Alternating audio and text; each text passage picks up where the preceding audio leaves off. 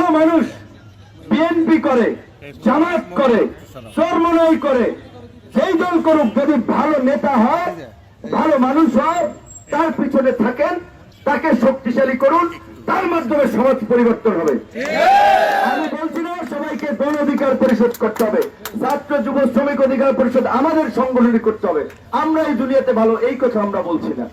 আমরা বলছি যারাই ভালো ভালো নেতৃত্ব দিচ্ছে, ভালো চিন্তা করছে, তাদের পেছনে থাকুন, তাদের হাতকে শক্তিশালী করুন এই পরিবর্তনের সুফল পেতে।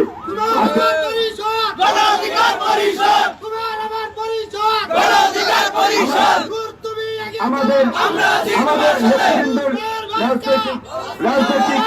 রাজনৈতিক অভিজ্ঞতা কম, তাদের অনেকের বয়সও কম, যার ফলে ওই যে পুরানো রাজনীতির জঞ্জাল, ওইখান থেকে চান্দা খাওয়া, ইউরো অফিস থেকে কাবিকার কাজ বের করে নেওয়া,